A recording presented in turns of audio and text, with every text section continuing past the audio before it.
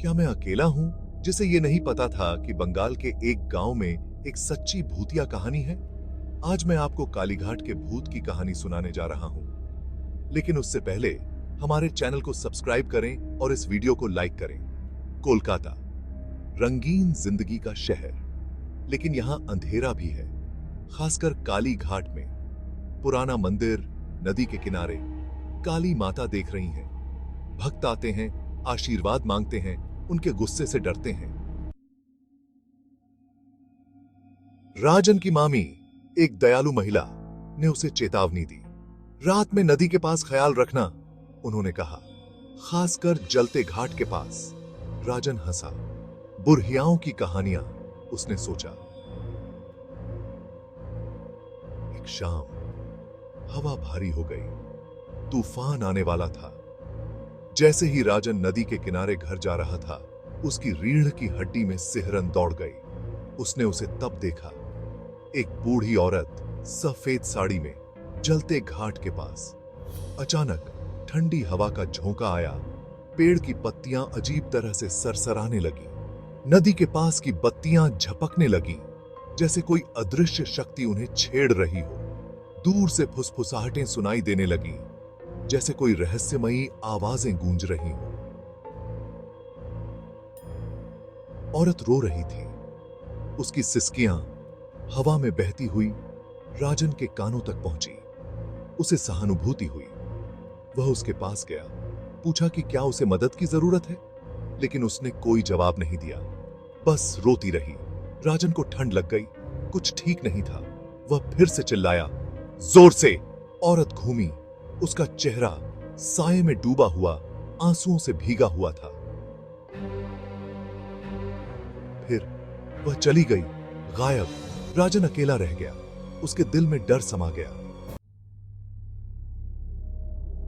अगले दिन राजन ने अपनी मामी को उस औरत के बारे में बताया।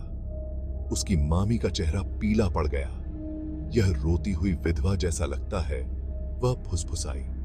वे कहते हैं कि उसने अपने पति को उन घाटों पर खो दिया था। अब उसकी आत्मा उसे खोज रही है। राजन ने इसे बकवास कहकर खारिज कर दिया, लेकिन उस रात जब वह घाटों से गुजरा तो उसने उसे फिर से देखा। वही सफेद साड़ी, वही दिल दहला देने वाली सिसकियां। डर उत्सुकता से लड़ रहा था, उसे और जानना था। Section 5, vanishing before his eyes. अगले दिन राजन ने सवाल पूछने शुरू कर दिए। वह जानना चाहता था कि इस रहस्यमयी घटना के पीछे क्या कहानी है। स्थानीय लोगों ने धीमी आवाज में बात की। वे इस विषय पर बात करने से डरते थे, मानो कोई अदृश्य शक्ति उन्हें सुन रही हो। उन्होंने एक महिला के बारे में बताया। उसका पति उन्हीं घाटों पर अंतिम संस्कार किया गया था। वह महिला अपने पति से बहुत प्रेम करती थी। उसके तुरंत बाद वह दुखी होकर मर गई। उसकी मृत्यु के बाद गांव में अजीब घटनाएं होने लगीं। उसकी बेचैन आत्मा अपने पति के साथ फिर से जुड़ने में असमर्थ घाटों पर भटकती रही, खोजती रही। लोग कहते हैं कि उन्होंने उसे कई बार देखा है। उस रात राजन जलते घाट के पास इंतजार कर रहा था। वह जानता था कि उसे क्या करना है। हवा में एक भयानक सन्नाटा छा गया। पेड़ भी जैसे डर के मारे कांप रहे थे। फिर उसने उसे देखा, रोती हुई विधवा। उसकी आंखों में दर्द और निराशा थी। इस बार वह उसे गायब नहीं होने देगा। उसने ठान लिया था कि वह इस रहस्य को सुलझाएगा। वह उसकी ओर भागा, लेकिन वह चली गई थी। राजन ने महसूस किया कि यह आसान नहीं होगा। हवा में गायब हो गई। राजन ने ठान लिया कि वह इस रहस्य का अंत करके ही रहेगा। Section 6, a promise made, a soul unsettled. Rajan हिल गया था। वह अब सच्चाई से इनकार नहीं कर सकता था। रोती हुई विधवा असली थी। उसे उस तड़पती आत्मा पर दया आई। उसने उसकी मदद करने का फैसला किया। वह हर रात घाटों पर लौटता, विधवा से बात करने की उम्मीद में। एक रात वह प्रकट हुई। इस बार राजन हिचकिचाया नहीं। उसने उसे पुकारा, उसकी शांति पाने में मदद करने का वादा किया।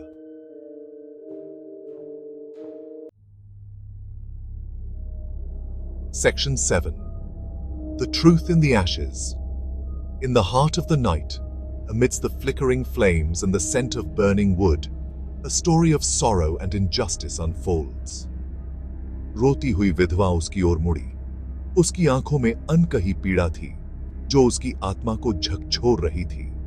दुहक से भरी आवाज में उसने अपनी दास्तां सुनाई।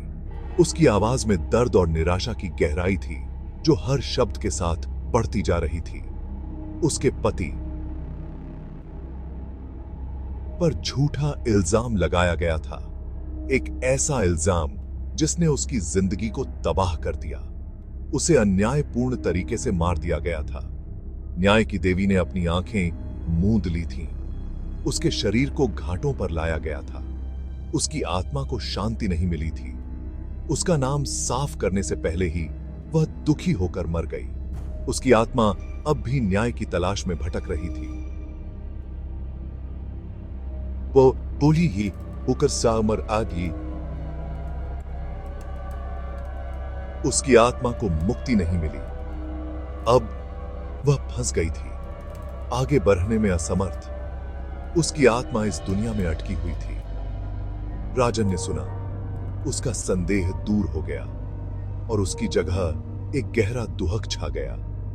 उसने महसूस किया कि उसे कुछ करना होगा। उसकी जगह एक गहरा दुहक छा गया। उसकी आंखों में आंसू थे और दिल में एक संकल्प। उसने उसकी मदद करने का वादा किया। उसने कसम खाई कि वह इस अन्याय को समाप्त करेगा। वह उसके पति का नाम साफ करेगा। उसने न्याय की राह पर चलने का संकल्प लिया।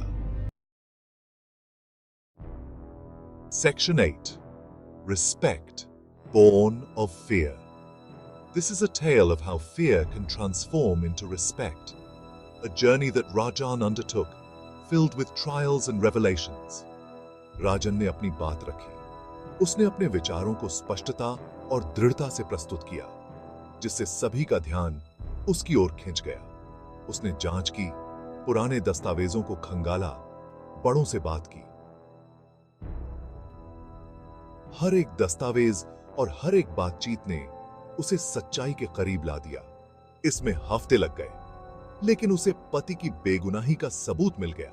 यह सबूत उसके लिए एक नई उम्मीद की किरण था। घाटों पर उसने सच्चाई का खुलासा किया। लोगों के बीच खड़े होकर उसने साहस के साथ अपनी बात रखी। विधवा प्रकट हुई, आंसू बह निकले। उसकी उपस्थिति ने सभी को चौंका दिया, लेकिन इस बार वे राहत के आंसू थे। वह आजाद थी। उसकी आत्मा को शांति मिल गई थी। राजन ने देखा कि वह फीकी पड़ गई। उसके चेहरे पर शांति थी। यह दृश्य राजन के दिल में गहराई से बस गया। अनुभव ने उसे बदल दिया। उसने जीवन को एक नए दृष्टिकोण से देखना शुरू किया। वह कोलकाता छोड़ गया, एक बदला हुआ आदमी, रोती हुई विधवा की याद और अलौकिक के लिए एक नया सम्मान लेकर। यह यात्रा उसके जीवन का एक महत्वपूर्ण मोड़ बन गई। ये करे कि किपखात सी यार थी।